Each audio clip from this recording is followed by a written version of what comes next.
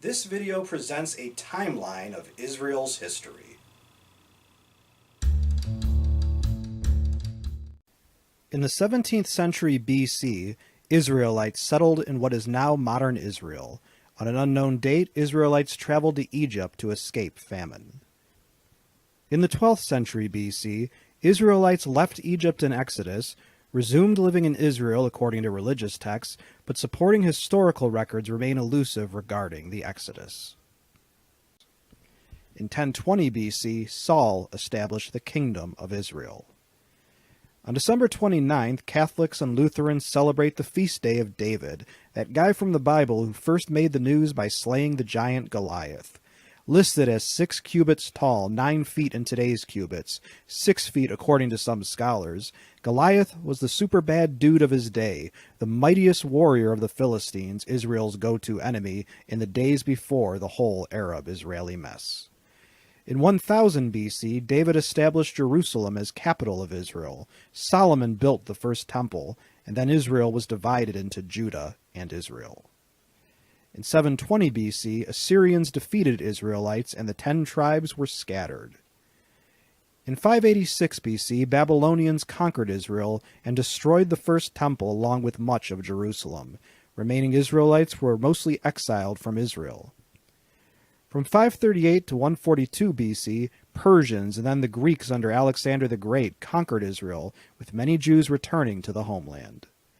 From 160 to 166 BC, a Jewish revolt restored Jewish independence for Israel, albeit under the Hasmonean monarchy, a Jewish dynasty in turn under the umbrella of the Seleucid dynasty, the remnants and successors of the Macedonians under Alexander. In 63 BC, Israel was conquered by the Romans and maintained a semi-autonomous monarchy within the Roman Empire under King Herod, with a rebuilding of the Temple of Jerusalem. Roman rule lasted until 313 AD. From 66 to 73 AD, a Jewish revolt against Romans resulted in the temple, this time the Second Temple, being destroyed again, with the famous Last Stand of the Jews at Masada in 73. From 313 to 636, the era of Byzantine rule of Israel was relatively peaceful compared to other eras. From 636 to 1099, Arabic Muslims invaded and conquered Israel, with the Dome of the Rock being built on the site of the temple in 691. From 1099 to 1291, during the era of the Crusades, Jerusalem was in the hands of Christians for part of the period. From 1291 to 1516, Mamluk Muslims ruled over Israel. The Mamluks were a knightly class of Islamic and other soldiers from Turkey, Egypt, the Balkans, and other lands ruling under a sultanate. The name is also often listed as Mameluke. From 1517 to 1917, the Ottomans ruled under the Ottoman Empire headquartered in Istanbul, Turkey, formerly known as Byzantium and then Constantinople. When the Ottoman Empire was on the losing side of World War I and was disbanded, leaving the new country of Turkey, the British took over Israel and called the land Palestine.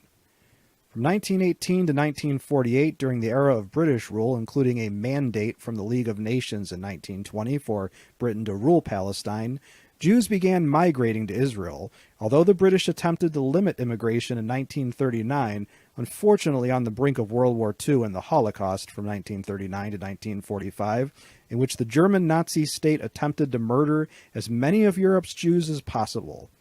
After World War II, the Jewish demand for their own state of Israel was finally achieved through diplomacy and armed struggle.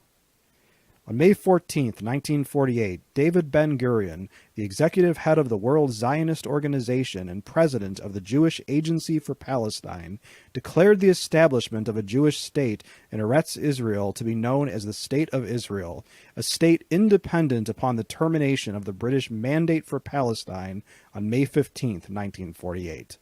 Not long afterwards, 5 Arab nations unsuccessfully attacked Israel in an attempt to eliminate the Jewish state. In 1949, Jerusalem was divided between Israel and Jordan. Massive immigration to Israel by Jews from European and Arab countries began. In 1956, fighting broke out in what Israel calls the Sinai War, also known as the Second Arab-Israeli War, the Suez Crisis, or even the tripartite aggression by Arabs, so called because of the invasion of Egyptian territory by Israel, aided by France and Britain. At the Portsmouth Naval Base, Britain prepares for the worst in the Suez Crisis. Part of her mothball fleet, idle since World War II, is hastily made ready for action. President Nasser continues to defy the Western powers on his seizure of the canal and seeks the support of Russia and the Arab League countries. The aircraft carrier Theseus is the first to leave for the Mediterranean, to be quickly followed by the carriers Bulwark and Ocean. Preparations are also made to ferry 20,000 reservists to the area if necessary. Meanwhile, a French fleet sails from Toulon as diplomats desperately seek a conference that will head off war. The attempt to seize the east bank of the Suez Canal failed, with the humiliation for Britain and France and a political strengthening of the Egyptian regime. Putting into Toulon, the French hospital ship La Marseillaise returns to France 140 soldiers wounded during the recent Anglo-French action in the vicinity of the Suez Canal. Casualties of a surprise invasion that was made without the knowledge of the United States. 240 civilians were also evacuated by the hospital ship, foreigners banished by the Egyptians in reprisal for the Anglo-French attack. They will be sent to their respective consulates as soon as possible.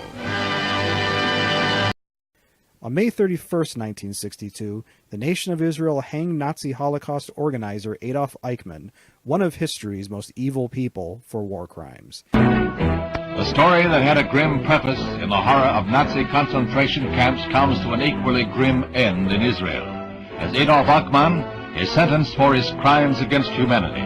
Defense attorney Robert Savatius will automatically appeal, but this is the end for Eichmann, who was seized in Buenos Aires in 1960 and spirited to Israel.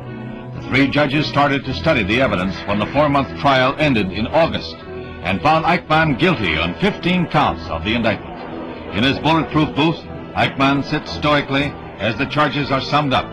The unseen witnesses against this former Gestapo colonel are the 6 million Jews he is convicted of slaughtering. Eichmann had been living in Buenos Aires, Argentina, and living the good life as a Mercedes-Benz supervisor until he was kidnapped by Israeli secret agents. On June 5, 1967, Israel made a preemptive attack on its Arab neighbor Egypt, which had closed the Straits of Tiran to Israel shipping in violation of the agreement that ended the 1956 Suez Crisis. Israel feared the actions of Egypt were preliminary to a war against Israel, so Israel started the attack with airstrikes against Egyptian air bases, triggering a wider war that included Syria and Jordan. By June 10, 1967, the war was over, with Israel the decisive victor. Israel suffered less than 1,000 killed, while the Arab countries lost between 15,000 and 18,000 killed. Israel occupied the West Bank, the Sinai, and all of Jerusalem, as well as the Golan Heights overlooking Syria. The Six-Day War also resulted in increased immigration of Jews to Israel and emigration of Arabs out of the country, giving Israel a Jewish majority by around the late 1970s. On July 21, 1973, Israeli agents of the Mossad killed a waiter in Lillehammer, Norway, while seeking revenge for the 1972 Munich Olympics massacre of Israeli athletes. Operation Wrath of God saw Mossad agents assassinate those terrorists identified as responsible for the terror at Munich, only this particular assassination went wrong. The hapless victim was innocent and had nothing to do with the terrorist event, and the murder was just another blunder by a country attempting to conduct spy games. An unknown number of suspected terrorists were targeted over a 20-year span, allegedly, in which the assassinations took place. An estimated 20 to 35 terrorists were targeted. On October 6, 1973, Israel was attacked by the combined armed forces of Egypt, Syria, Jordan, Iraq, Saudi Arabia, Libya, Tunisia, Algeria, and Morocco, with the assistance of Cuba. This time the war lasted until October 25, 1973, and by that time Israel had taken a decidedly victorious turn of the war. As with the 1967 Six-Day War, the United States and the Soviet Union brokered a peace to avoid a spreading of the conflict into a world war. Between 2,500 and 2,800 Israelis were killed, and as many as 18,000 Arabs were killed in the war. The aftermath of the war resulted in the flow of oil to the U.S. and Western nations that supported Israel to be cut off and used as a weapon to influence diplomacy, creating the first Arab oil embargo and forever changing the politics of oil production and distribution. In 1991, the breakup of the Soviet Union allowed many Soviet Jews to immigrate to Israel. On July 29, 1993, Ukrainian-American retired auto worker John Demanyuk, accused of being a concentration camp guard during World War II, was finally acquitted by the Supreme Court of Israel and was a free man. Or was he?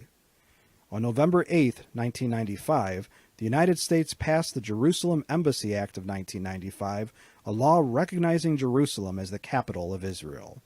The U.S. did not move its actual embassy to Jerusalem until 2018, amid vehement protests by Arab countries.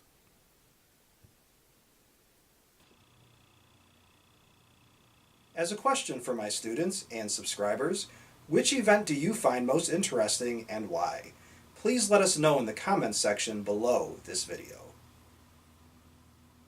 If you like this video and would like to receive notification of new videos, please feel welcome to subscribe to History in Headlines and become one of our patrons.